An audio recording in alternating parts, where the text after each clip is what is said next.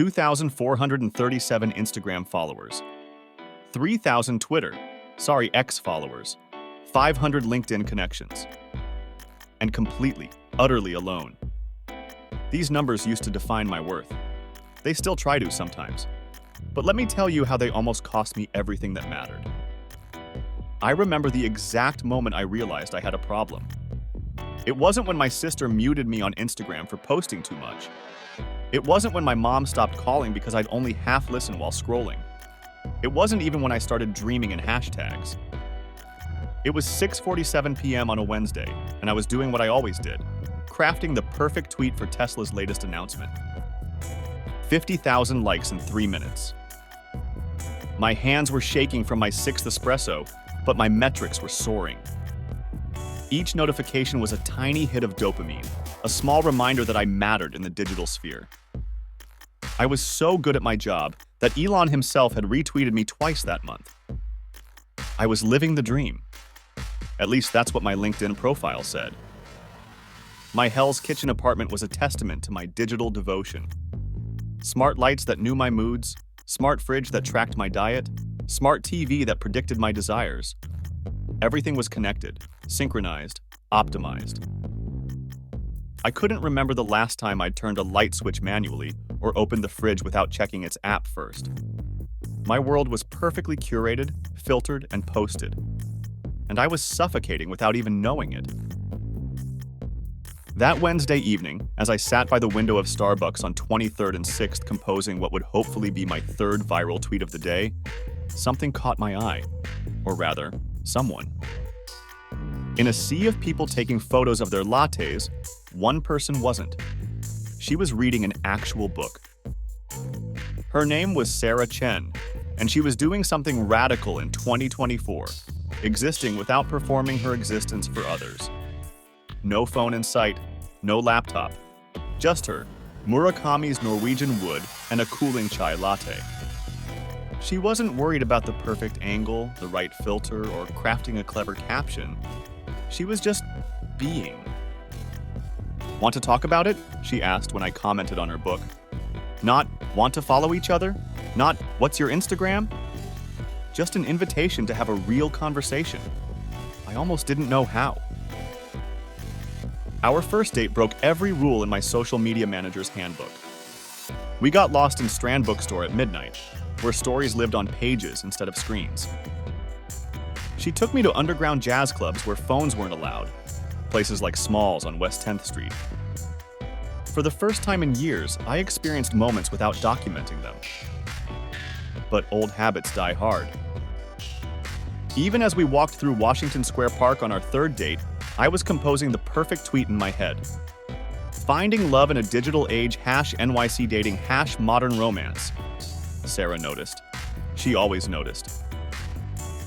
Are you here with me? She asked gently. Or are you thinking about how to tell your followers about being here with me? I laughed it off, posted the tweet anyway. Got 1,000 likes. But her words stuck with me, a splinter in my carefully constructed digital identity. We started writing letters. Real ones, with pens and paper. She lived in Brooklyn Heights. I was in Hell's Kitchen. We could have texted, but there was something magical about holding paper someone else had touched. Still, between her letters, I filled the silence with endless scrolling, posting, engaging. Each notification was a small reminder that I existed beyond the confines of my apartment. My job demanded 24/7 connectivity. Sarah was deep into her Columbia PhD research about modern alienation. The irony wasn't lost on either of us. She was studying the very thing that was slowly poisoning our relationship, and I was its willing dealer. The cracks started small. Missed conversations because I was checking analytics. Dinner dates interrupted by urgent social media crises. Moments that should have been hours became content for others. Sarah's smile began to fade every time I reached for my phone, which was every few minutes. Just one quick post, I'd say. But it was never just one. Each post needed monitoring. Each comment needed a response. Each metric needed analysis. I was dating my phone more than I was dating her. The breaking point came during her PhD dissertation presentation. I was there physically, sitting in the front row of the Columbia University auditorium. But mentally, I was live tweeting her presentation, crafting the perfect Instagram story, making sure my followers knew I was supporting my girlfriend's academic achievement. The proud boyfriend doing his part. I didn't notice her hands shaking as she spoke about digital disconnection in modern relationships. I missed the way her voice cracked when she discussed the paradox of being more connected yet more alone than ever. I was too busy choosing the right filter for my story.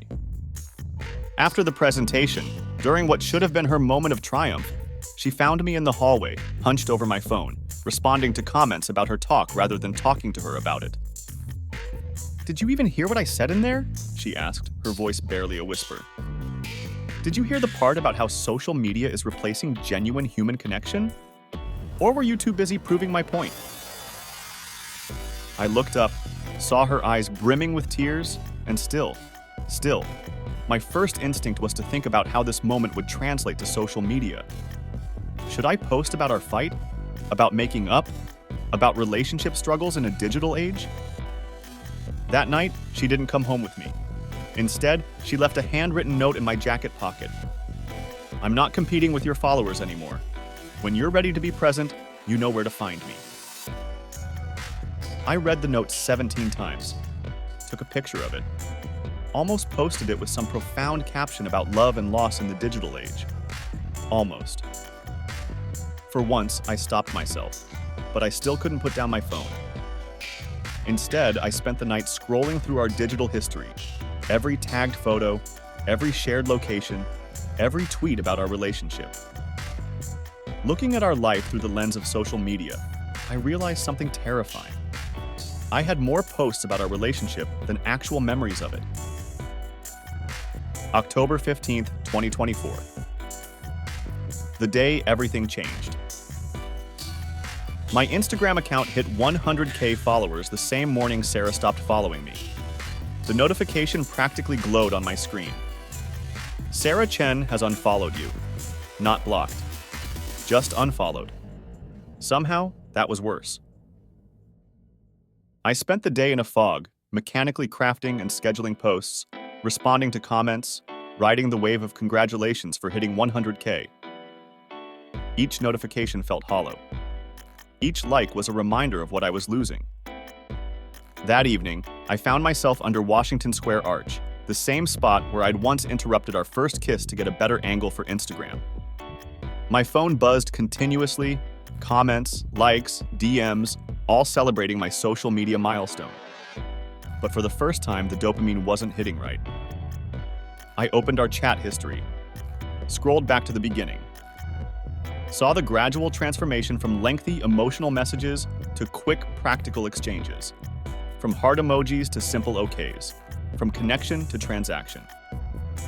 Then my phone died. Complete blackout. No amount of button pressing would bring it back to life. For the first time in years, I experienced true digital silence. The withdrawal was immediate and intense. My hands felt empty. My mind raced. Who was trying to reach me? What was I missing? What if Elon tweeted something that needed my response? I tried using my landline to call Sarah. Yes, my apartment came with one, though I'd never used it. She didn't pick up. Of course not. Who answers unknown numbers anymore? Sitting in my smart apartment, surrounded by devices that could talk to each other, but couldn't help me reach the one person I needed, I had my moment of clarity. I started writing, not typing, writing. On actual paper. My handwriting was terrible after years of typing, but the words were real, raw, unfiltered, unedited, unlikes. "Dear Sarah," I wrote, "I don't know how to be a person without an audience anymore, and that terrifies me." The Rose Main Reading Room at the New York Public Library became my sanctuary. No Wi-Fi, no cell service in certain corners. Just centuries of thoughts bound in paper and quiet. I found myself returning to the same spot each day, a marble table far from any outlets. The withdrawal symptoms were intense.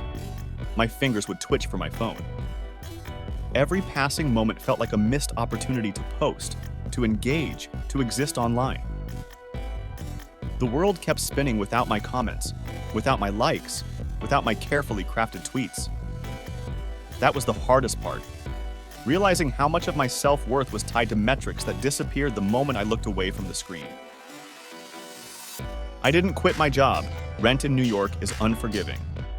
But I bought a separate phone for work. Deleted social media apps from my personal phone. Started setting boundaries that felt like building walls in the ocean. Some days, the waves of notifications would overwhelm me. Other days, I could breathe. Sarah's research papers became my recovery manual. The paradox of digital connection. Authenticity in an age of performance. The new loneliness. She had been studying me all along, I realized. Not just me, all of us. A generation so afraid of missing out that we were missing everything. 3 weeks after my phone died, I wrote her another letter. Real pen, real paper, real coffee stains and crossed out words.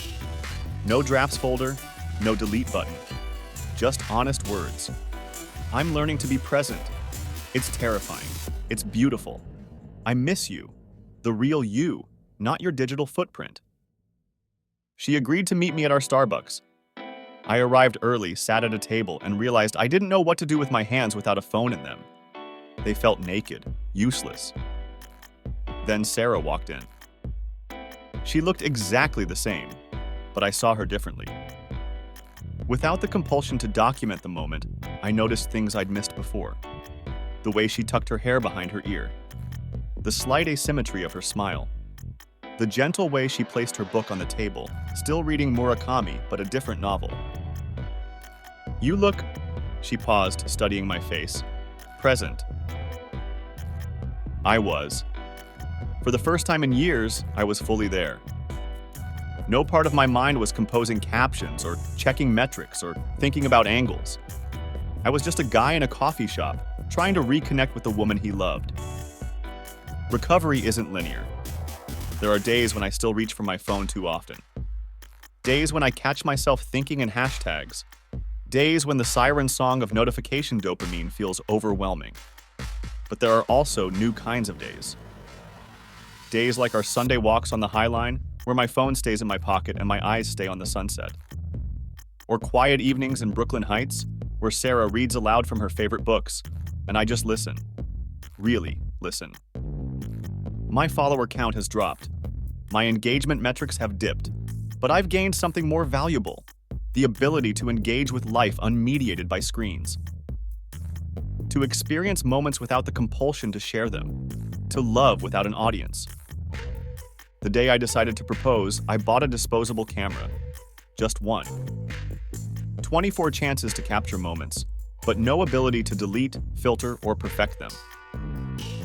Sarah noticed it in my jacket pocket during our walk through Washington Square Park. Going retro? She teased. Going real, I replied. Under the arch where I'd once chosen social media over a kiss, I knelt down.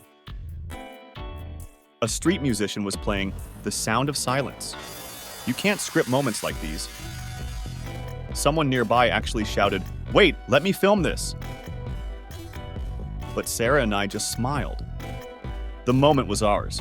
No filters, no edits, no sharing, just us, the fading light, and words that would never fit in a tweet. She said yes, by the way. The photos from that disposable camera came out blurry, imperfect, and absolutely beautiful. They sit in a real album on our coffee table, not in a digital cloud. Sometimes we flip through them together, leaving fingerprints on the glossy paper, adding new imperfections to already imperfect moments. My job title hasn't changed, but my approach has. I treat social media like caffeine now, useful in moderation, dangerous in excess. My personal accounts are quiet, but my professional ones thrive within boundaries.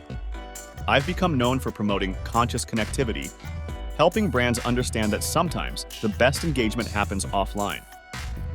Sarah defended her dissertation last month. This time, I sat in the front row of the Columbia Auditorium with my phone turned off. I heard every word, saw every gesture, felt every emotion. Later, she told me she'd quoted one of my letters in her research, an example of finding authenticity in a digital age. Yesterday, my sister called. Actually called, not texted. "You seem different," she said. "More like the brother I used to know." She was right.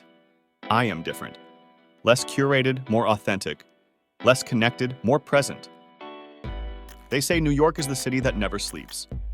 But sometimes, in the right company, it's the city that helps you wake up.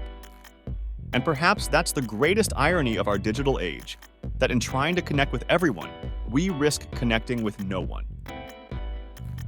Sarah and I found our way back to what matters, but I often think about all the others out there, faces lit by blue light, searching for real connection in a virtual world.